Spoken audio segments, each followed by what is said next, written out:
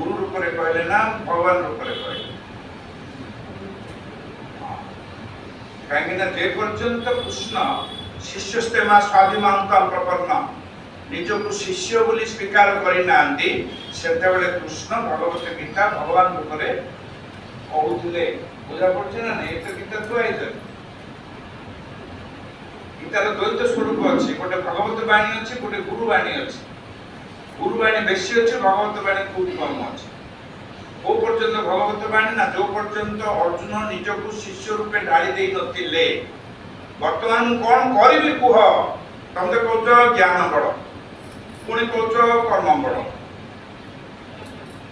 सेतेबेले निजको शिष्य बोली समर्पित करते तेणु भगवान ही गुरु रूप को आसिया तेणु जहाँ आम गुरु बोली कहले महिमा गुरु कृष्ण एक बोली जान करुणा गुरु कही श्रेष्ठ बोली जान मान जितेबाला भगवान करुणा करने आवश्यक पड़ी सी गुरु रूप को आसिक करुणा कर जी तर्क कर सहज आपण बुझेदेवे बाबा तुम जहाँ भगवान कह सी एक गुरु ना सी हरे राम राम राम हरे हरे हरे कृष्ण कृष्ण कृष्ण हरे हरे कही न था सार्वजनीन मंत्र को से महामंत्र को ग्रहण कर रमंती जोगिनानंद नित्यानंद विहारिण जोगी माने जो नाम को रमण करती अर्थात आम गुरु स्वामी शिवानंद से नाम को रमण करते एवं ऋषिकेश आश्रम अखंड नाम संकीर्तन चली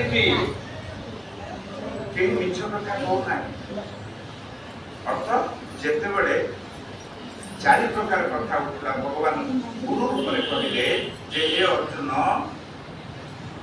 तुम मैंने जहाँ खाऊच जदस्नासी तुम जहाँ ग्रहण करुच से सब मत ही दौच अहम वैश्वान भूतवा मु वैश्वान अभिनय करी तुम भितर अच्छी प्राणी नाम देह आश्रित प्राणी मान देह आश्रय नहीं प्राणापान समायुक्तम प्राण हूँ गोटे वायु जी नासाग्र दे नाभिचक्र पर्यंत आसे अपान हूँ आउ गोटे वायु जे नाभिचक्र मलद्वार पर्यंत जाए ताकू क्रमश समायुक्त करी जड़े आसिले जड़े जीव बुझेगा मो पाखे बेल ना गुरु महाराज बहुत कथा अच्छी योग शास्त्र प्राण अपान समान व्यान उदान धनंजय रुकलास आदि पांचटी बाह्य प्राण अच्छे 5 5 10 एम संजोग देहटा चली तेणु एथु जहाँ निर्यास मिलूँ आपण मान धारणा हो कथा कहीं आमको तो नुआ लगुच ना नुआ लगे कारण हूँ आपण मैंने गुरु महाराज सदग्रंथ को तन्न तन्न कर पाठ कर नथिबे डंडा बोल से सिर फट न जाए गुड़ बोलने से मुखड़ा मीठा न होई ठेंगा बोली कहले कार मुंड फाटी हो ठेंगाटा प्रयोग करे बुलो मरीगलो बोलू गुड़ टिके पाटी पकड़े पाटीटा मीठा हो आदि गुरुंर बाणी को प्रयोग न करेंगे ताले कार्यकारी केंद्र हो जदि होनी गुरु को निंदा करे ना मु मत निंदा करे कौन कहना खाली दुनी पड़ी बसले हेनी कुआ बोला कथा मत किसी आसुनी परस्पर कथन कथन करछे तेणु गुरुंर बाणी को प्रयोग कले ये गुरु रूप में भगवान कहीदेले जे मु वैष्णव भूत होकर अच्छे प्राणीना देहमाश्रित प्राणम पानम समाजकृतम पचाम्यन्नम चतुर्विधम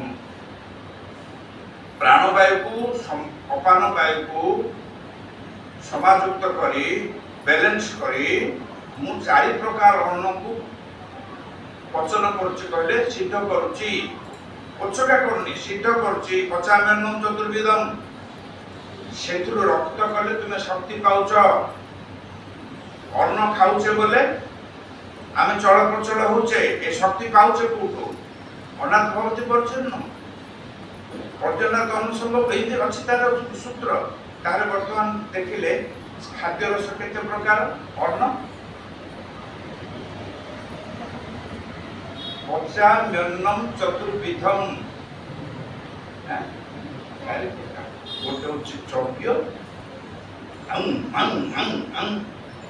ଏବେ 4 ପ୍ରକାର ଅନ୍ନ ଖାଇବା ମୁଁ ଜାଣିନି କାଳେ କ୍ଷୀରି କରିନଥିବ ବୋଲି ବଡ଼ ଅସୁବିଧା ହବ। ସେଟା ହଉଛି ଲେହ୍ୟ ହେଇଛି ନା, ସେଟା ହଉଛି ଲେହ୍ୟ।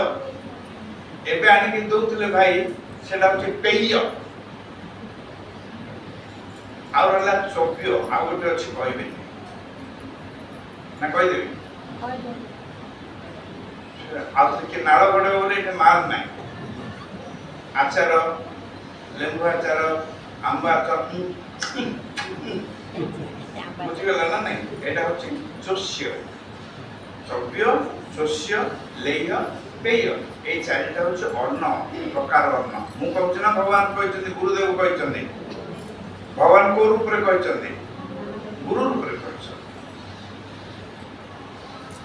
ସ୍ୱାଦୁ ହଉଛନ୍ତି 6 ପ୍ରକାର। ଷଡ଼ରସ ବ୍ୟଞ୍ଜନ କୃତ୍ୱା, ବ୍ୟଞ୍ଜନର ଟେଷ୍ଟ ହଉଛି 6 ପ୍ରକାର।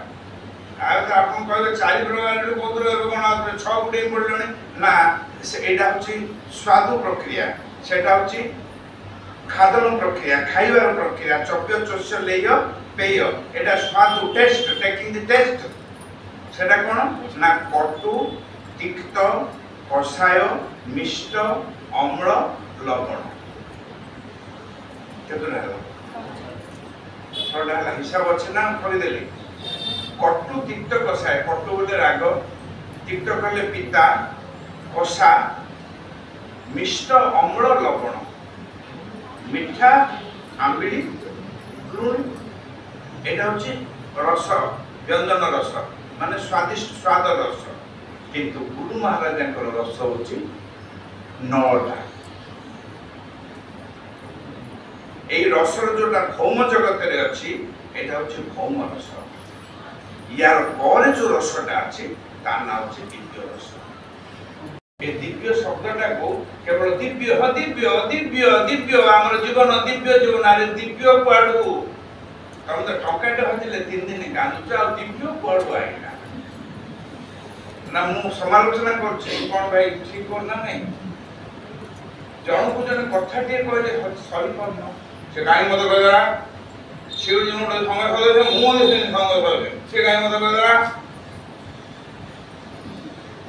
এইটা ভৌম রস না দিব্য রস? ভৌম রস। কিন্তু আমি কোন স্কুল শিষ্য? দিব্য। ଆମ ଜୀବନ କଣ? ଏ ଦିବ୍ୟ ଜୀବନରେ କେତେଟା ରସ ଅଛି? 9ଟା ରସ ଅଛି। ସେଥିରୁ ଗୋଟେ ହଉଛି ଯୋଉଟା ଶୃଙ୍ଗାର ବୋଲି ଗୋଟେ ରସ ଅଛି, ସେଟା ଭୌମ ଶୃଙ୍ଗାର ଅଲଗା। ଯେତେବେଳେ ଶୃଙ୍ଗାରଟା ଦିବ୍ୟକୁ ଉତ୍ତୀର୍ଣ୍ଣ ହେଇଯାଏ, ସେ ସିଧା ଯାଇକି ଶାନ୍ତ ରସରେ ପହଞ୍ଚିଯାଏ। এটা ବହୁତ କଷ୍ଟ କଥା ମୁଁ କହିଦଉଛି, କୋଉଠୁ ଆବେଗ ଆସିଲା କହିଦଉଛି। ଏଟା ଗୁରୁ ମହାରାଜଙ୍କର କୃପା ବୋଲି ବୁଝନ୍ତୁ। ସେ ଆଜି ଚାହୁଁଛନ୍ତି, ଆରେ ମୁଁ 1936 ମସିହାରୁ ଦିବ୍ୟ ଜୀବନ ସଂଘ କଲି, ଏ ପର୍ଯ୍ୟନ୍ତ ମୋର ଦିବ୍ୟ କଣ କେହି ବୁଝିପାରିଲେନି। ଭଲଟାକୁ ଆଗ ଦିବ୍ୟ ବୋଲି ବୁଝିଲେ, ବି ଗୁଡ୍, ଡୁ ଗୁଡ୍, ଏ 2ଟା ଶବ୍ଦକୁ କେହି ବୁଝିପାରିଲେନି। ଆଜି ସେ ଅମୃତମୟ ଜଗତରେ ଥାଇ মধুময় সৃষ্টি, সুধাময় সৃষ্টি, এ সৃষ্টি অমৃতময় হে, প্রিয় নর নারী অমৃত সম্পত্তি, সন্ততি প্রিয় সে অমৃত পয় হে। এই মধুবাতা রুতায়তে মধু ছড়ন্তি সিন্ধব, এই মধুময় সৃষ্টিরে দিব্যত্বକୁ ଅନୁଭବ କରିବାକୁ ହେଲେ ଆଜି ହେଉଛି ଦିବ୍ୟତ୍ୱକୁ ପରିପକ୍ୱ ହେବାର ଦିନ। ଗଛ ଯେତେବେଳେ ଗୁରୁ ଇହଲୀଳା ସମ୍ବରଣ କରି ମହାସମାଧିରେ ପହଞ୍ଚି ଯାଆନ୍ତି, ତାଙ୍କର ଶକ୍ତି ବହୁ ଗୁଣରେ ବଢ଼ିଯାଏ। এটা সনাতন বাণী। ଆଉ ଶିଷ୍ୟର ମଧ୍ୟ ମାଗୁଣି ବହୁ ଗୁଣରେ ବଢ଼ିଯାଏ। ସେତେବେଳେ ଶିଷ୍ୟମାନେ କୋଉଠୁ ପାଇବେ ନା, ଶିଷ୍ୟମାନେ ତାଙ୍କ ବାଣୀର ଉପଦେଶରୁ ପାଇବେ। ନା ମୋ କଥା ବୁଝିବାର ଅସୁବିଧା ଅଛି? ପିଲାଟା ଧରିକି ଠିଆ ହେଇଛି, 25 ବର୍ଷର ବୁଆଟଣି, ସତ୍ୟ ବିଧବା ହେଲା, ଠିଆ ହେଇଥିବ ନା? ନା ଠିଆ ହଉ, କେତେ ସମୟ ଠିଆ ହଉଛୁ? 12ଟା ଅଧେ ପର୍ଯ୍ୟନ୍ତ ନା 12ଟା 45 ପର୍ଯ୍ୟନ୍ତ ଠିଆ ହେବେ। ଆମ ପାଖରେ 35 ମିନିଟ୍ ଅଛି ମୋର ଆୟୁ କାଳ। ମୋର ମନେ ଅଛି, ଆପଣମାନେ ଭୁଲିଯିବେ, ମୋର ମନେ ଅଛି, ମୁଁ ସେଇଟା ଅଟକେଇକି ରଖିଛି। କାହିଁକିନା ମୁଁ ଯଦି ସେଇଟା ଖୋଲିଦେବି, ସବୁ ଗୋଟେ ଗୋଟେ ଉଠିକିରି ପଳେଇବେ। ଯିଏ ଗଲା ସେ ଆଉ ଆସିଲା। ଅବଶ୍ୟ ଦିବ୍ୟ ଜୀବନ ସଂଘରେ ମୋର ଯାହା ଅନୁଭବ ଅଛି, ମୁଁ प्रायतः भारतर बहु प्रतिभा संपन्न ज्ञानी अनुष्ठान गुड़ाक मुझे एटेंड कर देशर बाहर भी किंतु श्रृंखला को दिव्य जीवन संघ केते नंबर कहबी कहबी ना श्रृंखला 1 नंबर रहे अवोधरे मध्य 1 नंबर रहे